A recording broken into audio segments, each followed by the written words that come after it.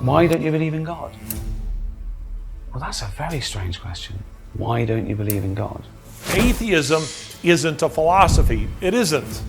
Don't let anybody convince you that it is. Atheism isn't a philosophy, but from it flow many, many things, and they're all negative. Atheism has never produced anything that is useful to humanity. Because of 9/11, these guys were becoming prominent, but the fact of the matter is that after 9/11, the religion that needed to be on the front burner was Islam. It needed to be, but it wasn't. Atheistic ideas began trickling down and taking root in education. Eventually, these kind of people end up in government. Those people begin creating policies that reflect their worldview. And again, many of them are people who aren't necessarily philosophical atheists. They're just individuals that kind of assume there is no God.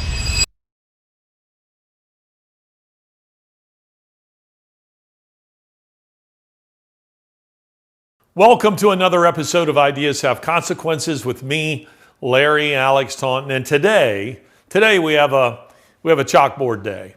Today we are going to be tracking ideas, and I kind of want to show you the journey, my own personal journey, professionally speaking, as well as that of the organization that I founded and direct, Fixed Point Foundation, because I kind of want you to see the flow of ideas. And I've decided to call this From Atheism to Paganism, because that's kind of really where we find ourselves these days, where the global left has gone from atheism, which is, atheism isn't a philosophy. A lot of atheists will try to convince you that it is a philosophy. They will say that, they will put out there that they're atheists very, very proudly, some of them anyway, and that they're individuals who are very sophisticated because they're atheists. Now, I want to make a distinction between what I call cultural atheists and philosophical atheists. My terms, my designation.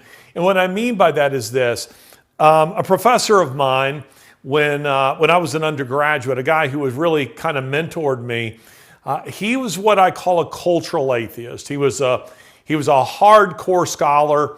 Not in theology, wasn't particularly interested in theology, wasn't religious at all. And I think if I had ever asked him if he believed in God, I think he would have thought for a moment and said, no, I don't think so, and then gone on to something else.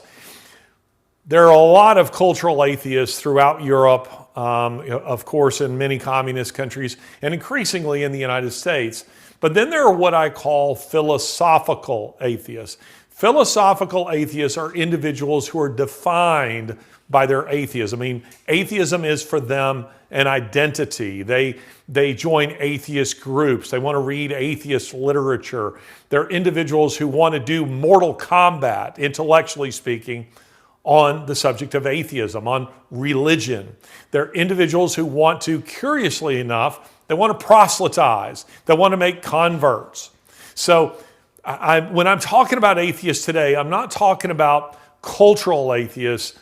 I'm talking about philosophical atheists, individuals who are defined by it. But I began by saying that atheism isn't a philosophy. It isn't. Don't let anybody convince you that it is. Atheism is simply a settled disposition on a single question. Is there a God? And they've arrived at the negative in answering that question. That's all that atheism is. Atheism can't give you hope. It can't give you justice. It can't give you meaning in life. I had a very interesting exchange with Richard Dawkins not too long ago. He just read a piece that I had done called Imagine There Is No Heaven. And he was, I asked him straight out, Richard, where do you get your meaning from? And he admitted, I appreciated his honesty, that he had to manufacture it for himself because there simply isn't any meaning in an atheist world. It means that you're just a cosmic accident in space and time. It means nothing that you believe in, that you feel has any transcendent value. Even your love isn't real, not in a transcendent sense, not in an absolute sense. It's just a Darwinian impulse that's there for the perpetuation and protection of the species. That's all it's there for. So, you have to manufacture it for yourself. So atheism can't give you any of those things. It isn't a philosophy. But once an individual has arrived at that question, that answer to that question, is there a God, arrived at the negative for that question, a lot of things flow from that. A lot of dominoes, fall from that. And much more so than for the cultural atheist. The cultural atheist is usually an individual who lives more or less by the zeitgeist of the culture that he lives in. And if he lives in in the West, particularly in, let's say, the United States, he's inhaled deeply of a Judeo-Christian worldview, and that tends to define his moral outlook. Philosophical atheists are very different because even though they've inhaled deeply of that, the more their atheism, which again defines them, begins to settle in to their very being, they begin to adopt increasingly absurd positions. They begin arriving at the position that human beings have no more value than any other animal on the face of the earth. That's Peter Singer, Princeton bioethicist Peter Singer, arguably the most influential philosopher of the second half of the 20th century and beyond. Peter wrote, I know Peter, I've engaged with him on a number of occasions, both in Australia and in the United States. He's the father of the animal rights movement. He wrote a book in 1975 called Animal Liberation. And that book has had an enormous influence on the animal rights movement, really more or less created it. But more than that, Singer, as a bioethicist, has written many of the texts that are being used in med schools all over the world.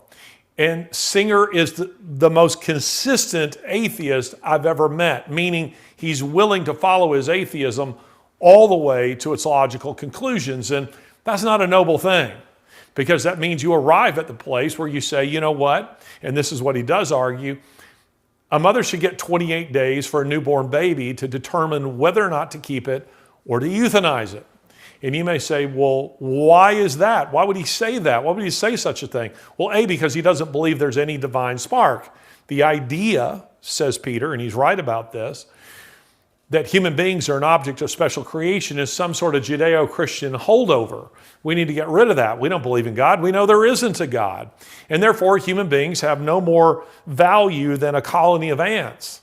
And since human beings are sometimes a drain on resources and aren't particularly useful, we should bump off the ones that are a drain on resources. That means the elderly, the sick, the infirm, and that also sometimes means babies. And he says, look, we kill them before they're born with abortion. Why not kill them after they're born? Now, there is a logical consistency with some of what he's saying in regards to that. The problem is it's warped thinking, logical within the universe, philosophical universe within which he operates, but it's a flawed universe because there is a God. There is a God to judge us in the next life for our actions in this one. So again, atheism isn't a philosophy, but from it flow many, many things, and they're all negative. Atheism has never produced anything that is useful to humanity, nothing whatsoever. So again, this is what we're tracking. Now, the story goes like this. When I'm talking about my professional career, Fixed Point Foundation, I had been engaging with, when I was in university, when I was in graduate school, when I was teaching, I was engaging with a lot of atheists, and I was learning to defend my faith. That was the very hard ground in which I was learning to stand in the arena for what I believe.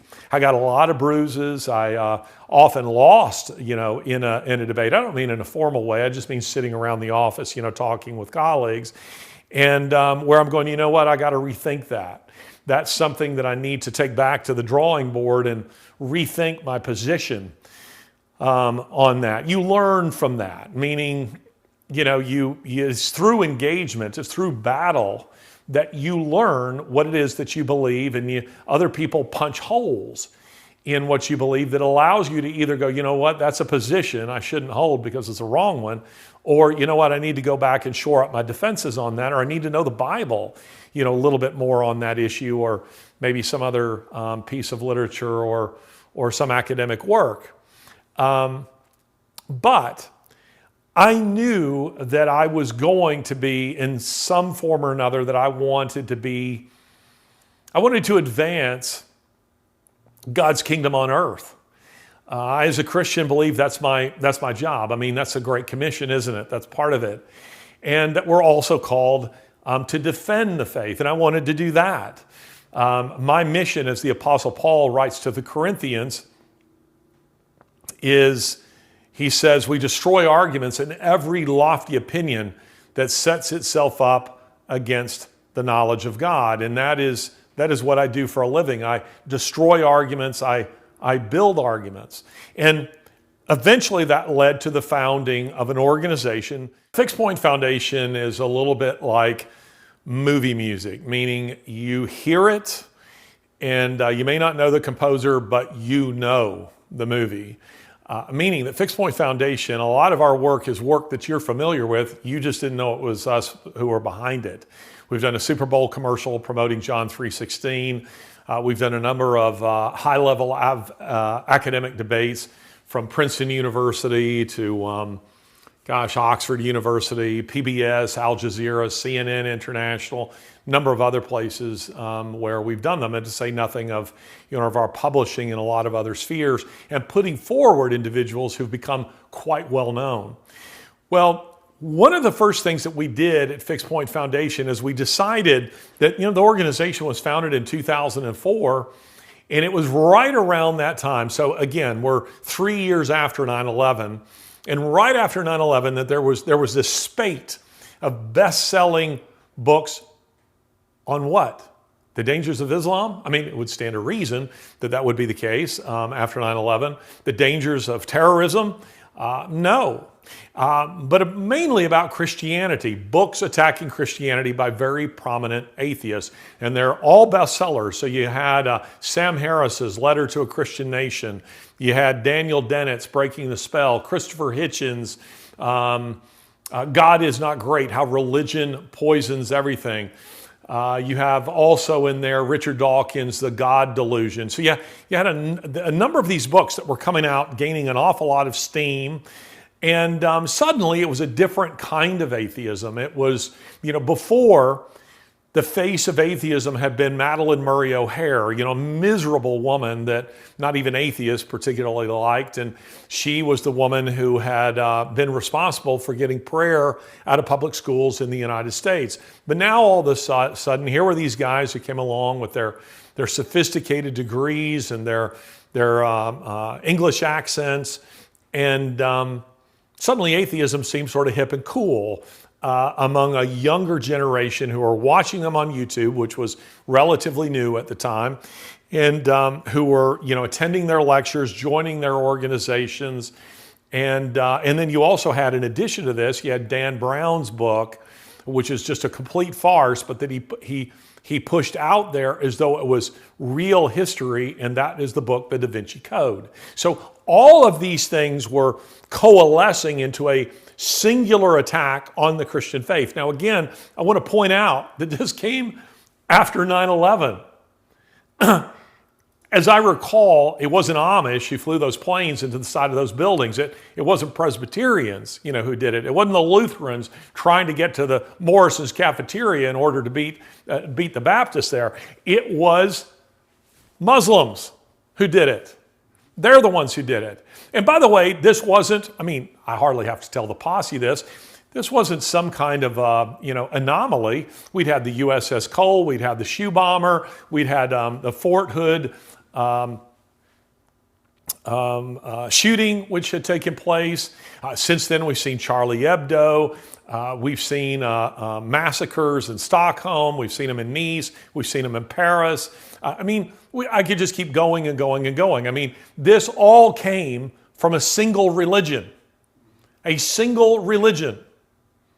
But the atheists were afraid to attack that religion. And I'll give you a prominent example of this. I'm sitting and interviewing Richard Dawkins at Oxford University, I don't know, maybe 15 years ago. I'm not entirely sure when this took place. And I said, hey, have you ever received a death threat from any Muslims? And he says, stop, stop, stop, stop. You can't say that.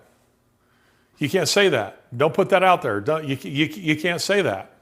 And of course, I hadn't said that he had received any. I was just asking him the question if he had. But the point is, he was nervous to criticize that religion. It's much easier to criticize a bunch of Methodists. It's much easier to criticize a bunch of Episcopalians. I mean, they're not known for going around and taking a machete and chopping up people who criticize them. Quite the opposite. In many cases, they were the buyers of their books. They're the ones who kind of elevated these guys because they saw them as worthy competition for debates. And of course, we did 4 debates with Dawkins alone, to say nothing of multiple debates with Hitchens, and I debated Dan Dennett on Al Jazeera, and Michael Shermer, another lesser atheist, and on we go. It was often Christians, who attended these things, who purchased their books, who were very interested in things they had to say. So for atheists to attack the Christian faith was easy because Christians, are quite tolerant. But the fact of the matter is that after 9/11, the religion that needed to be on the front burner was Islam. It needed to be, but it wasn't. The left, and by the way, atheists, with very few exceptions, are almost always on the political left. They're almost always on there are some exceptions, but they're almost always on the political left. And they saw it as their opportunity to say religion is the danger. A more nuanced approach would say, well, it wasn't religion. It was a specific religion, which is more of an evil ideology comparable to, say, fascism or communism. So we decided to take on the atheists. So as we begin our journey, here we are, atheism. This was the thing that we were tracking. We were engaging with this. We were focusing on this. And I tended, my work is a lot like the way I eat. I eat one thing on my plate at a time. I never really kind of plan it that way. It just sort of works out that way. And I always eat dessert first if it's sitting there. If you run out of room, it should not be for dessert. So if the apple pie is sitting there, I'm demolishing that thing, then I'll eat my green beans, or, well, I don't really like veggies that much, but I eat one thing at a time. I'm a fairly one-track mind. That's why I'm about to get off of social media to go and write my next book, because I can't do social media and write my book. I just can't. But we focused on atheism. We said that's what we're focusing on. And at the same time, we decided, because of 9/11, these guys were becoming prominent. The atheists were, but so was Islam. Islam was achieving a certain kind of prominence in the West among sensible people who were going, you know what? I know that CNN and I know these atheists and I know a lot of these people aren't talking about Islam, but we need to talk about Islam because they just blew up a couple of our buildings and killed thousands of people. So there was also this other aspect that we engaged, and that is Islam at the same time. Okay? So we were engaging here as well. So we were debating atheists, but we were doing a little bit over here. I'd say 80% over here, 20% over here. So that's where we're following this. And then we began tracking it, the way you might track, a wild animal. We are following it like hunters, and we're watching it work its way through various institutions, various aspects of society. So here we are. This is it started out as a real academic, kind of atheism. So that when I would talk to pastors at churches, they'd go, "Oh, we're not interested in these guys because these guys are all, they're at Tufts University and Stanford University and Oxford University. Who cares what they have to say? Our church members aren't reading that stuff." But I was warning that stuff will eventually trickle down into the culture. And it did, because you began seeing more of it in education. So now it began to appear, I mean, it was already there, but it began to appear more in education. Their ideas began trickling down into education, and you began seeing them being promoted at the educational level, so that it would be difficult for, let's say, Ann Coulter to speak at Stanford University, but Richard Dawkins might be speaking there, or gosh, in the case of Sam Harris was a faculty member, I think, there. The broader culture, because it was creeping into education, and that means that it was creeping into the popular culture and elsewhere. So you began seeing these ideas appearing in film and that sort of thing. Then, where did it go? It moved from there, and you began to see it in government policy. Now, where do you see it in government policy? Where you chiefly, so again, if you're following my work, you would know, you would go, now I know why he's going that direction, because he's tracking the effects of these atheistic ideas and where they're going. And where you started seeing this kind of thing is being promoted, say, let's take the MAID program in Canada, the Medical Assistance in Dying program. That's just total atheistic policy. That's Peter Singer. That's Peter Singer's influence. It is the idea that you're old, you're a drain on the resources, and do us all a favor and kill yourself. And socialized medicine. And again, socialism is atheism masquerading as political philosophy. That's what socialism is. Socialism, by definition, is atheistic. There's nothing Christian about socialism. And maybe I'll devote a separate episode to that. But the simple way of putting it is that you have some people who will say, gosh, in Acts chapter 2, it says they were sharing everything with one another. The difference between socialism and Christianity in that regard is it's volitional. You make the choice to give. It's not confiscated and given to other people. Also, and through taxation.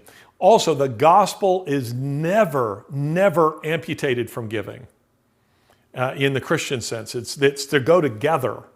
So you're helping someone because you're a Christian, and you're helping them because that's part of what we're to do as Christians, and the gospel, goes along with it. You see, what the state does is the state comes along and takes your money, and it separates out the gospel, and then it gives it to other people in a confiscatory way for nefarious reasons that has nothing to do with the kingdom of God. You see the difference? There's a huge difference in that regard. So there's nothing in common between atheism and Christianity. But you began seeing it in government policy, like the MAID program, a soft euthanasia that begins to be enacted in Obamacare and other aspects of our society, where you find people, more or less adopting the view that humanity isn't worth a whole lot. So that, take policies like abortion, for instance. Abortion is absolutely atheistic. It's that view that human beings have no divine spark, that they are animals like anything else, and because we're very selfish, we say, you know what, I don't want those children born because I have to compete with them. I have to compete with them for resources, and I just don't want them. And I don't want them living homelessness, or you come up with all kinds of justifications, but the fact of the matter is, it's a selfish motivation. It isn't, there's no altruism, that's at work there, and certainly nothing Christian that is at work there. The increased push for infanticide. Again, these are government policies. The increased push for infanticide is itself, again, atheistic. These kinds of ideas. Now that led me to immigration.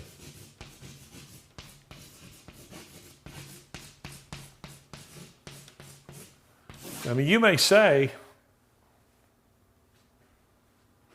what? What in the world does immigration have to do with anything? Well, it has everything to do with it, because as atheistic ideas began trickling down and taking root in education, eventually these kind of people end up in government. Those people begin creating policies that reflect their worldview. And again, many of them are people who aren't necessarily philosophical atheists. They're just individuals that kind of assume there is no God. And so their policies reflect that. You begin to see how ideas have consequences when we talk about it like this. But suddenly there's a disregard, a much greater disregard for the Constitution. There is a desire to maintain power, to acquire power, to maintain it, to flip red states and make them blue states, to import, and that's exactly what they're doing, importing migrants into the United States, illegal aliens into the United States, in order to use them for their own ends.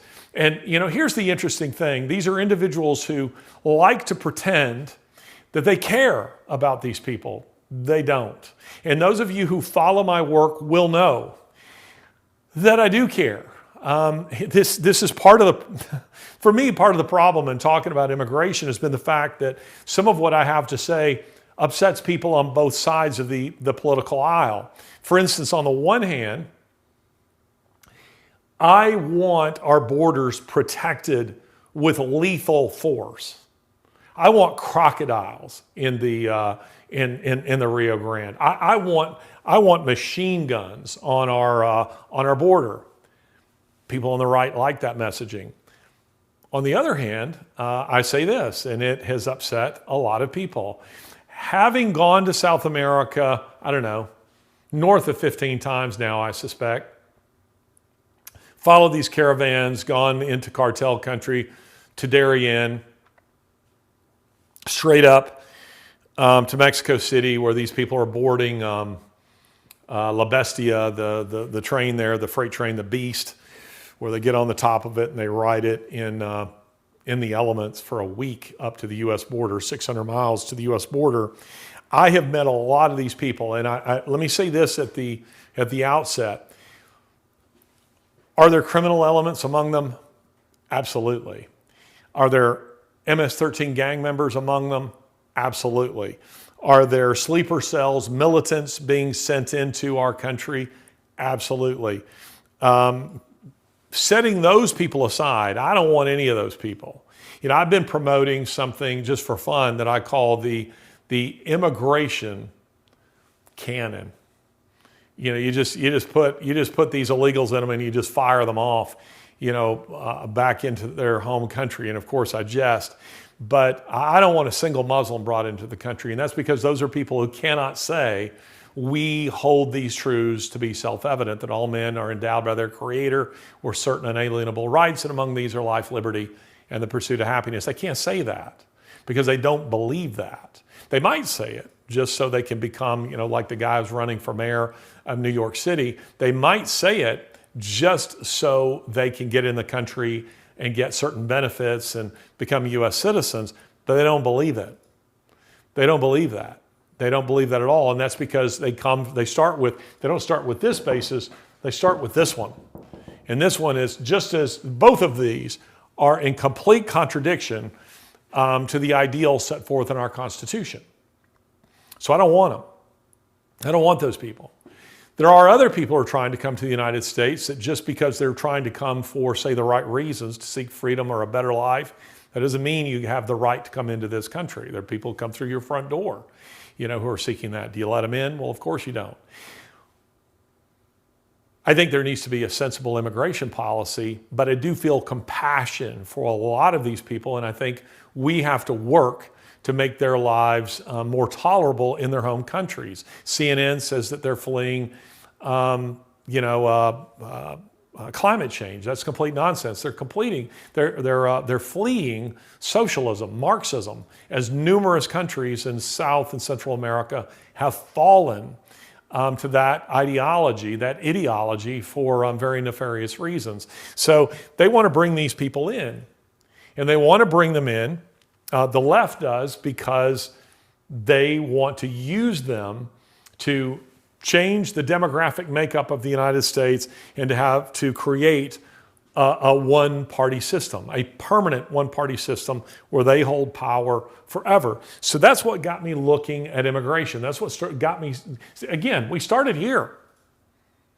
We started here, but then I find myself here. And then that brought me into contact with USAID.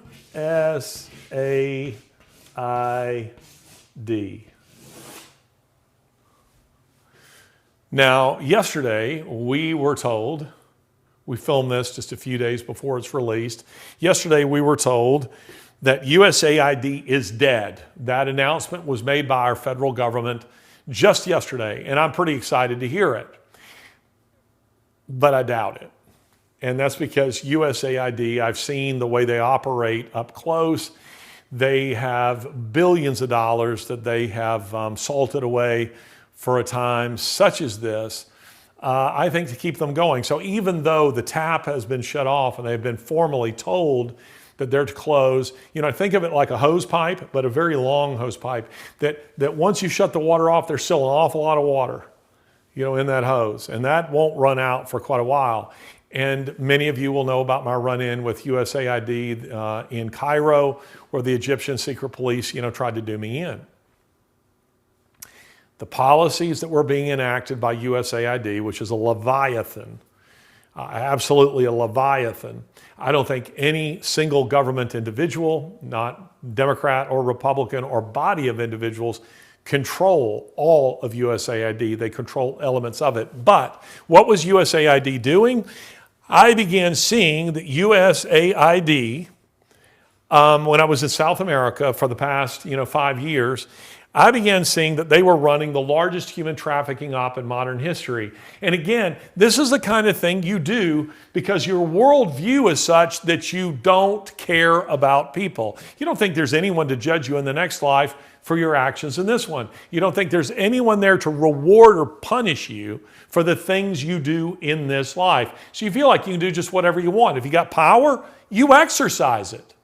To hell with the consequences for the lives of other people. And again, this is why I say, anyone who's listening to me, if you think Democrats or the global left care about you, you are deeply, deeply deceived.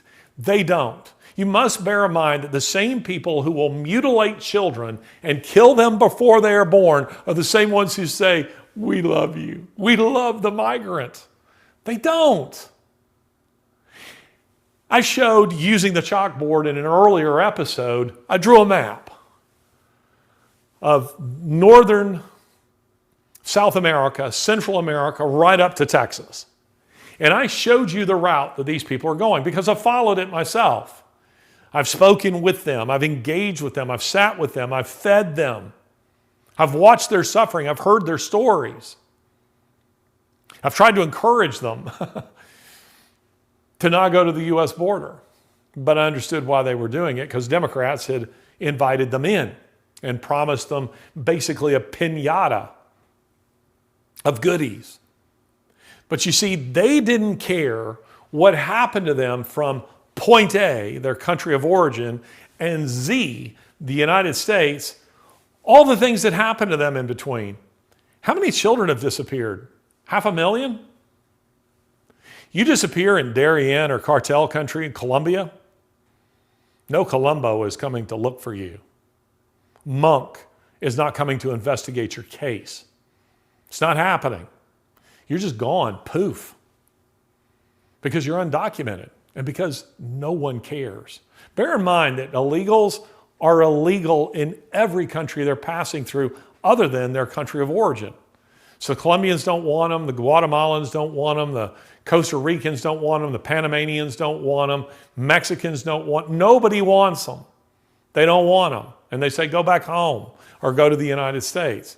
And so the result is a lot of these people have been preyed upon all along the route. And again, that's because Democrats invited them. So I was investigating this and I was seeing that USAID, while taking a very public position, we're trying to stem the tide of immigration I could see that the reality was, because I was there, I could see that the reality was that USAID was encouraging it, was on some levels funding it, and furthermore, that USAID was working in cooperation with the Golfo cartel. So let's back up to earlier this year. Earlier in this year, President Trump is inaugurated, and Elon Musk this is when they were kind of lovey-dovey, they liked each other. They were like Dean Martin and Jerry Lewis, they were like Danny Glover and Mel Gibson. They're the ultimate buddy team, the ultimate power, heterosexual, want to be clear, power couple. And Elon Musk and Doge brought to the forefront, to the American conscience, the conscience, but the consciousness, something a lot of Americans knew almost nothing about: USAID. Most Americans, if they knew anything about USAID, they thought of it as a, kind of the government equivalent of Samaritan's Purse, a benevolence organization that handed out rice and grain and canned goods and helped, teach farmers how to grow their own food, and fishermen how to fish, and establish micro businesses, and these kinds of things. That this is what they did. Giving out vaccines to children, and a medical assistant in villages in Africa. This is what the American people were led to believe. $50 billion a year organization. Until yesterday, ICE is funded $2 billion a year. The people who are charged with making sure illegal aliens are not in our midst, they got 25% less budget than USAID did. And by the way, the $50 billion a year, two things about that $50 billion a year. On the one hand, that's just the $50 billion we know about. Who knows how much else they were getting from other sources. Two, you had Chuck Schumer, when he saw that USAID was imperiled, saying, listen, USAID is necessary and there should be no oversight of USAID. I was shocked to hear a senator say that there is a federal agency over which there should be no oversight. We should just trust they're doing the things they're supposed to be doing. They nearly used some of that money to do me in Cairo. For all I know, they're responsible for the swatting of my home. They're a deeply, deeply, deeply corrupt organization. I want them obliterated. I want everything. I don't want there to be anything left. I want them smashed into pieces, and then I want the pieces ground into powder. Does USAID do some good things? Sure. They're not stupid. They would give a little window front. They hire some do-gooder, kids who are idealistic, who think they're going to change the world, and they give them some food and tell them to go out to villages and hand it out. USAID knew that they were to maintain a window front, that they were legit, and that they were, in fact, USAID. And some of you have argued with me and say, don't call it USAID. It's not USAID. It's USAID. Look at their logo. Their logo, colorblind that I am, their logo is color-coded. US is one color, AID is another color. They're emphasizing that it's the United States Agency for International Development, USAID. And then their slogan, from the American people. They're anything but that. This is Orwellian. This is Orwellian, running a massive human trafficking operation. That's what it is, where people were getting killed, raped, trafficked, you name it, was happening to them. So that's what led me to USAID. And when the President of the United States and Elon Musk were talking about, hey, we've uncovered this USAID corruption, and it looks like they're funding Naked Twister and, in Kenya, and transgender surgeries and these kinds of things, I thought, here's my opportunity. Because what Musk was seeing, what President Trump was seeing, was just the tip of the iceberg. Below the water was something much worse, and that was the human trafficking bit. So I was on Steve Bannon's show. I'm explaining this. And President Trump, texts Bannon. It turns out he was watching. The show was live. He texts Bannon and says, tell that guy, and there was another guy who was on at the same time, tell them that this is useful information that I didn't know. This is stuff I'm going to use to destroy this organization. So shortly thereafter, so USAID, and that took me to yet another thing. And what is that? It took me to the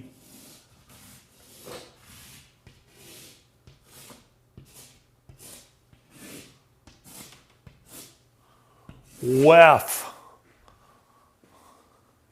It took me to the WEF. Now again, here's where the journey began in 2004.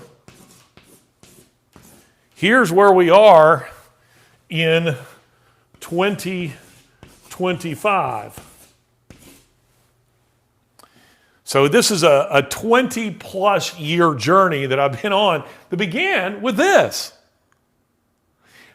I'm following academic. Now, I want to be clear. Guys like Richard Dawkins and Daniel Dennett, who's dead, Christopher Hitchens, who's dead, Michael Shermer, they don't have anything to do with this. Rather, that's not my point. My point is that the worldview that they were pushing, it has consequences. It has consequences. Dawkins was upset with me when I wrote a piece in which I said that the people who are burning and rioting and enacting things like MAID, again, medical assistance in dying in Canada, those were his ideological children. And he's upset because he felt like, no, they're not. That's not what I do. That's not what I believe. That's because he had attended Sunday school. That's because, remember, he's one of those guys, he was of a generation where Britain still had a strong Christian element. Do you know when the peak of church attendance was in Britain? It was on the heels of the Billy Graham Crusades in the 1950s. In the 1950s, that was Dawkins' childhood. That was Christopher Hitchens' childhood. They inhaled deeply of those ideals, even if they didn't penetrate the marrow of their bones and they became Christians. They didn't do that, but they weren't individuals who were prepared to go as far as Peter Singer was in the things that they thought. They weren't there. That wasn't who they were. That wasn't what they were about. But guess what?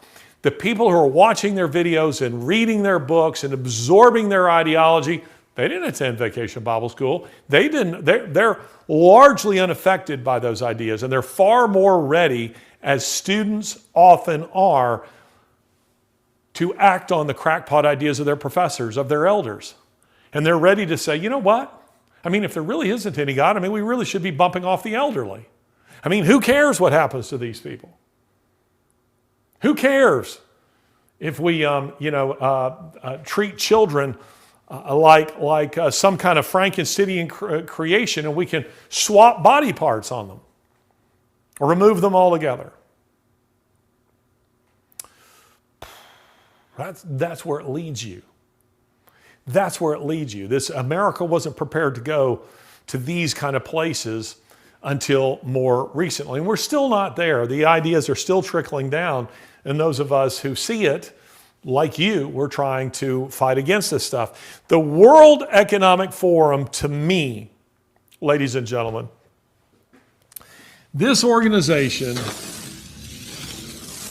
is, for me, absolutely the, how shall I put it? It's like the culmination of atheism.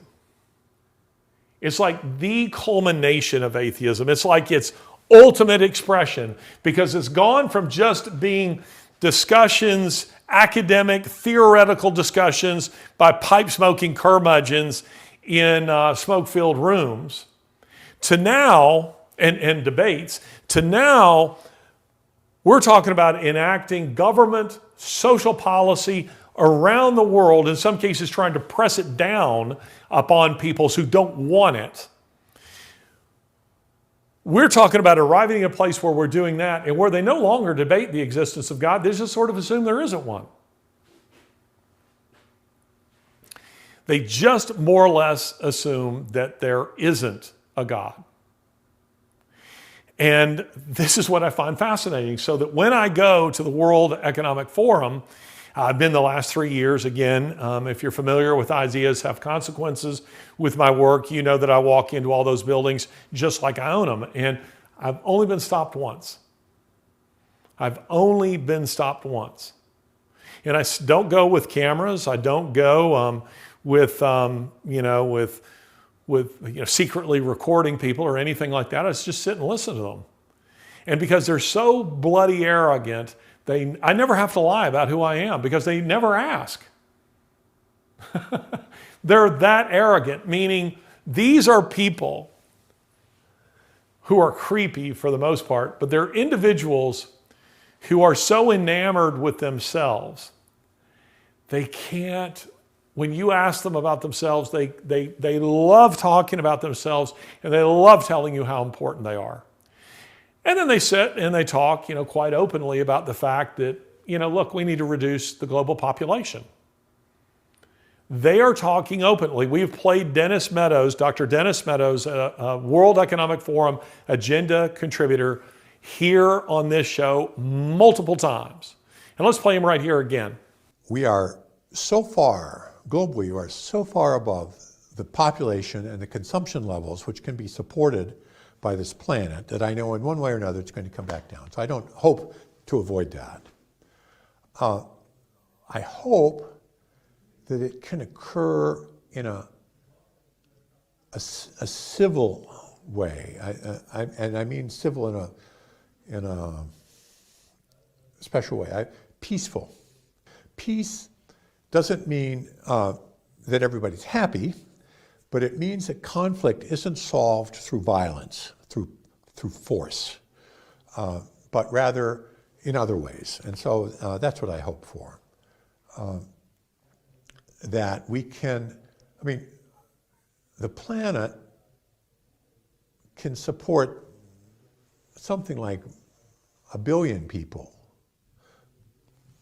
maybe 2 billion, depending on how much liberty and how much material consumption you want to have. If you want more liberty and more consumption, you have to have fewer people. And conversely, you can have more people. We could even have 8 or 9 billion probably if we have a very strong dictatorship, which is smart. Unfortunately, you never have smart dictatorships. They're always stupid. But if you had a smart dictatorship and a low standard of living, you can have it. But we want to have freedom and we want to have a high sentence, so we're going to have 1 billion people.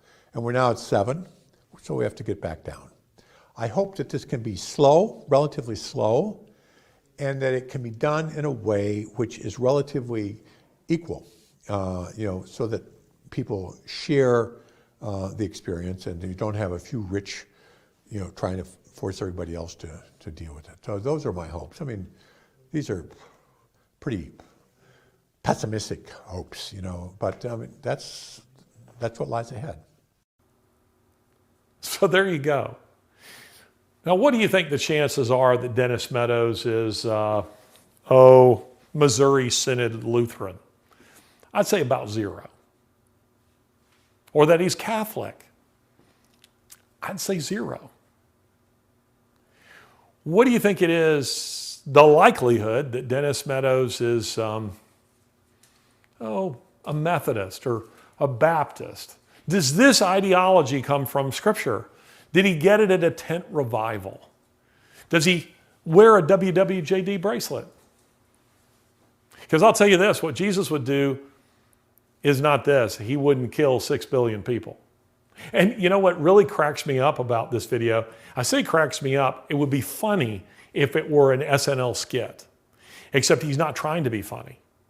Dennis Meadows is speaking very, very honestly about what he really believes. And he's talking in these very calm, rational tones where he says, gosh, we need to reduce the global population from 8 billion, preferably to less than 1 billion, but maybe the planet could sustain 2 billion.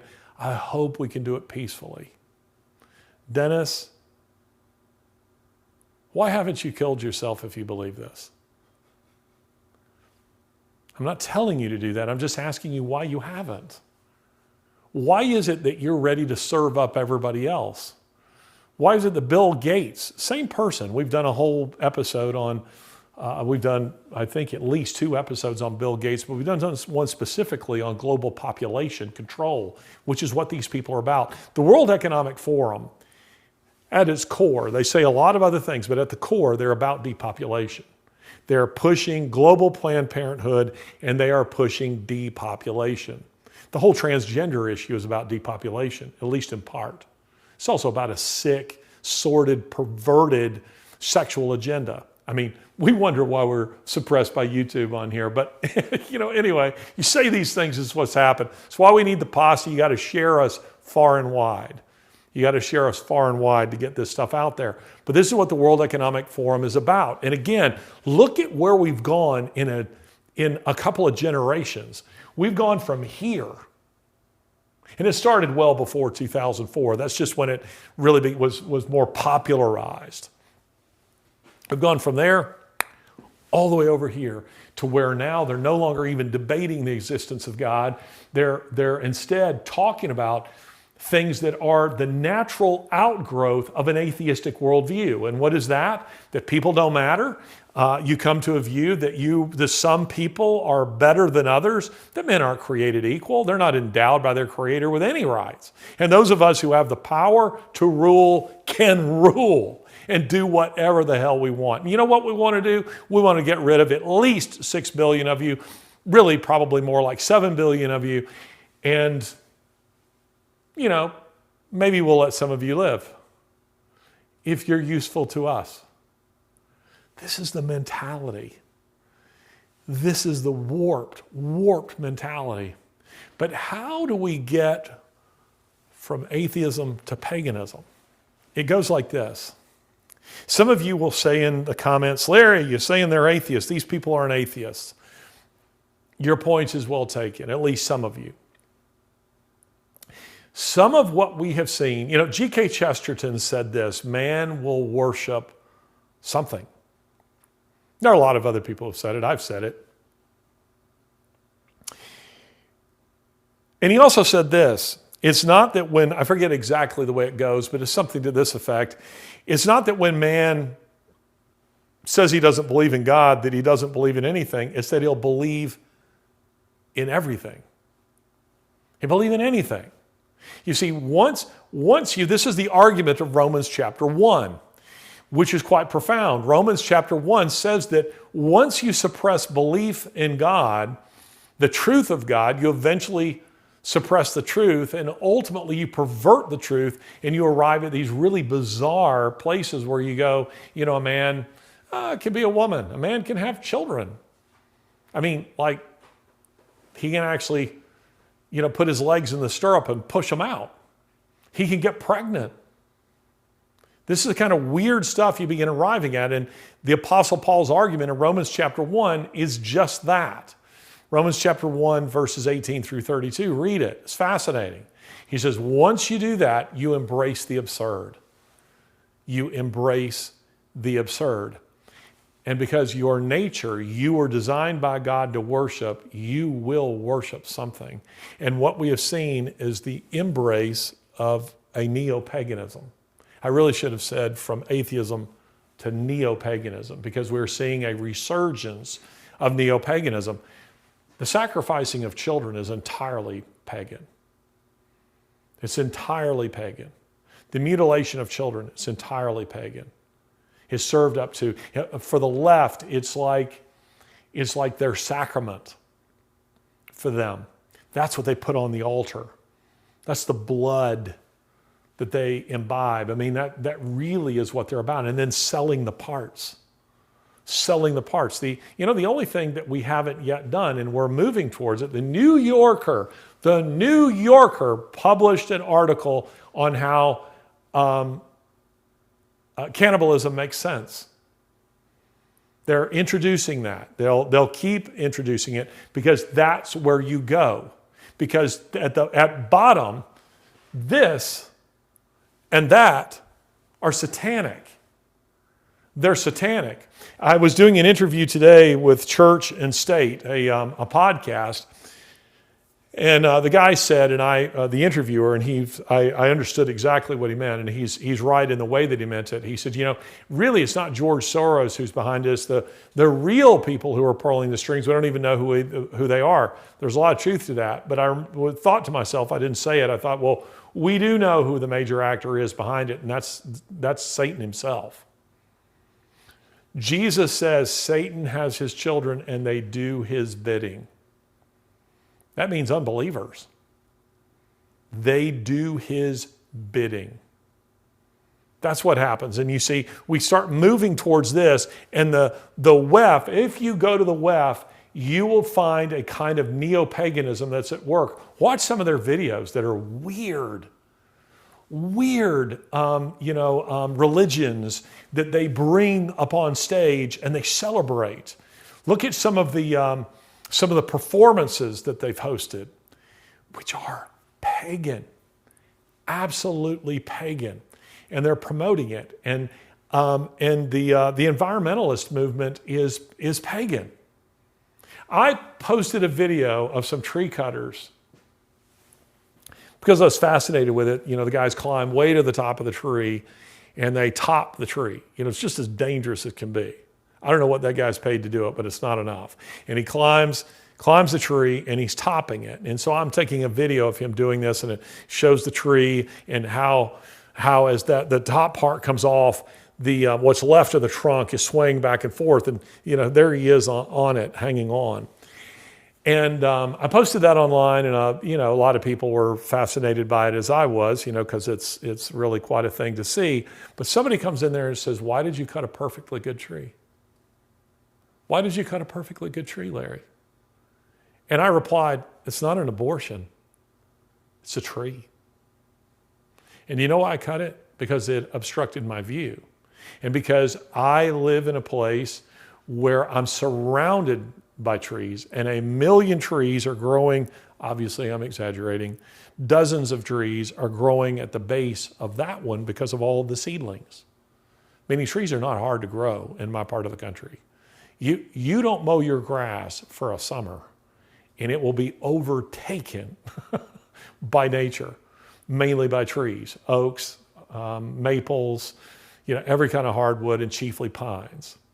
But I thought, isn't this interesting that this is probably an individual who has no problem with terminating a pregnancy, killing a child, as though it's treated like it's the removal of a wart, but is upset that I was cutting a tree.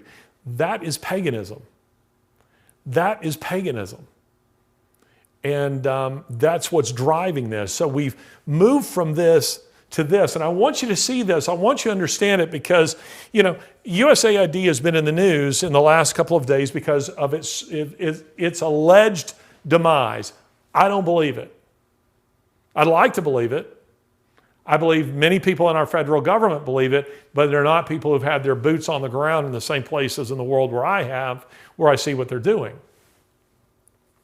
So I think some elements of USAID are shutting down. I think other elements of it are going to keep going for as long as they can. While there remains water in that line that I'm talking about, while there remains some funds, they're going to keep operating, and they're going to be operating in a way that's contrary to the wishes of the President of the United States. I mean, the fact they would operate at all would be contrary to the wishes of the President of the United States. But I want you to understand what we're seeing. We're still seeing a lot of debate about immigration because of the activities of ICE, because an app has been developed which CNN has been promoting to inform illegal aliens of this country. If you use this, it will track for you where ICE agents are so you know where not to go and where to flee from. I mean, it's a network aiding and abetting criminals. That's jail stuff that they're doing.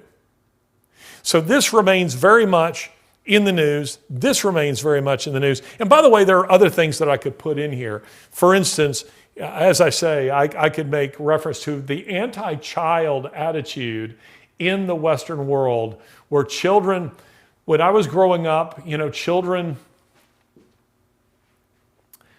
children were to be loved and nurtured and treated with innocence. And I just think about when I was a kid and we lived on military bases. This is fairly typical. Most of you listening will know that what I'm saying is true. I'd go with my dad to the firing range. There are all these old veterans, sitting around, drinking their coffee, smoking their cigarettes. And they would pass me from lap to lap.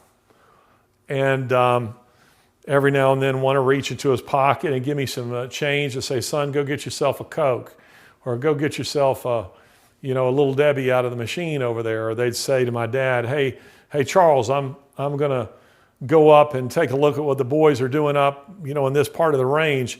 I'm going to take your boy with me. You can ride with me in the Jeep. Children, even among rough men like that, were to be sheltered, were to be treated with kindness, with gentleness, with generosity. Now our culture is encouraging you to hate them, to see them as nothing but a ball and chain. There was actually, I think it was in the Independent, I'm not sure of the British newspaper, that published a headline that said, children are not eco-friendly. That's where we are. But I'm wanting you to understand and to follow with me where this is going, and also give you a good understanding of the path that I've followed. Oh, and I should end with this. Not only does it go to paganism,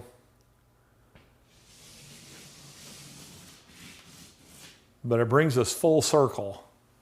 It brings us right back to Islam. And you may say, why?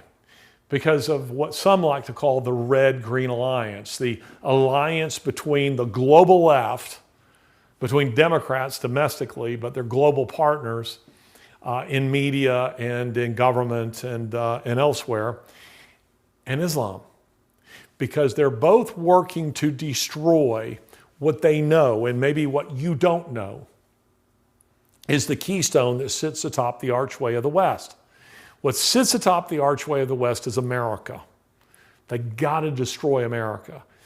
Without America, all the smaller stones don't hold in place. Freedom around the world dies when America dies. And what is it that holds America up there? It's a Judeo-Christian worldview. The Christian faith itself. We're running off of the fumes, the accumulated fumes of a Christian culture that are still in the tank.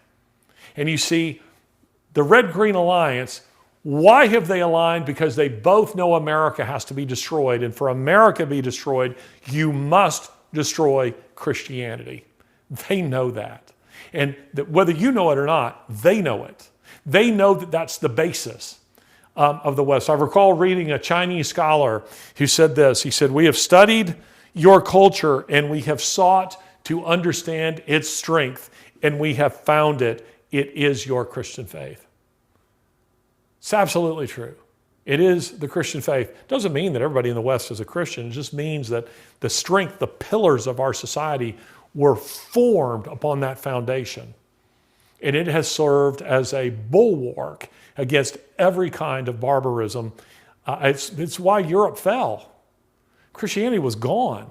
And secularism is toothless against Islam. Secularism is absolutely impotent against Islam.